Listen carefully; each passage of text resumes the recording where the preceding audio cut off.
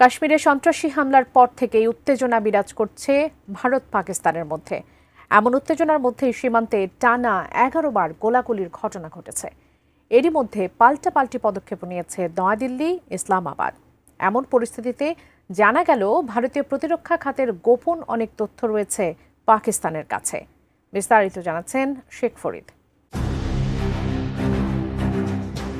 কাশ্মীরে সন্ত্রাসী হামলার পর থেকেই ভারত ও পাকিস্তানের মধ্যে উত্তেজনা চরমে পৌঁছেছে।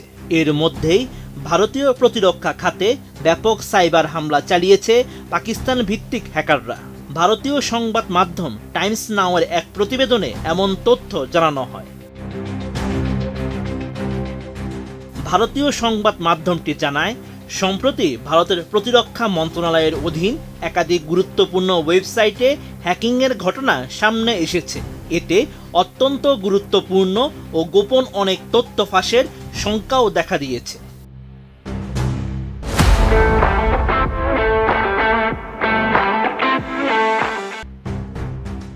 ভারতের প্রতিরক্ষা মন্ত্রণালয় জানায়, পাকিস্তানি হ্যাকারদের একটি গোষ্ঠী পাকিস্তান সাইবার ফোর্স ভারতের একাধিক প্রতিরক্ষা প্রতিষ্ঠানের ওয়েবসাইট হ্যাক করেছে। এতে কর্মীদের লগইন ক্রেডেনশিয়াল সহ গুরুত্বপূর্ণ অনেক প্রতিরক্ষা তথ্য ফাঁস হয়ে যাওয়ার আশঙ্কা করা হচ্ছে।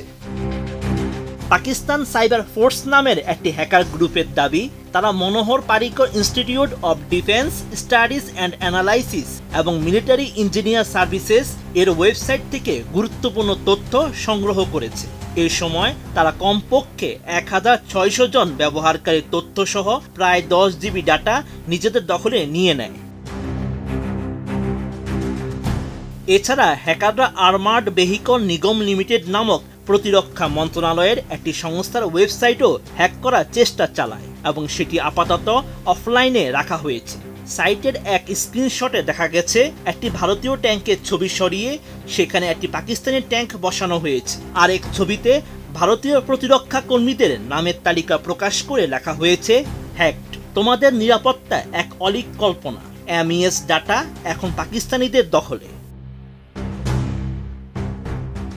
এই ঘটনার পর থেকেই ভারতের প্রতিরক্ষা ও স্বরাষ্ট্র মন্ত্রণালয়ের অধীন সাইবার নিরাপত্তা বিশেষজ্ঞরা সতর্ক অবস্থানে রয়েছে। এছাড়া পুরো সাইবার পরিসরে নজরদারি বাড়ানো হয়েছে এবং সম্ভাব্য রাষ্ট্রীয় পৃষ্ঠপোষকতা পাওয়া হ্যাকারদের হামলা ঠেকাতে জোরদার প্রস্তুতি নেওয়া হচ্ছে। বিশেষজ্ঞরা বলছেন, উত্তেজনাকর এমন পরিস্থিতিতে ভারতীয় সাইবার নিরাপত্তা ব্যবস্থা আরও জোরদার করা ছাড়া আর কোনো বিকল্প নেই মোদী সরকারের। তাদের ধারণা, আগামী দিনে প্রতিরক্ষা খাতে প্রযুক্তি নির্ভর হামলা আরও বাড়তে পারে, তাই এখনই সতর্ক হওয়া জরুরি। Sheikh Farid, ATN news.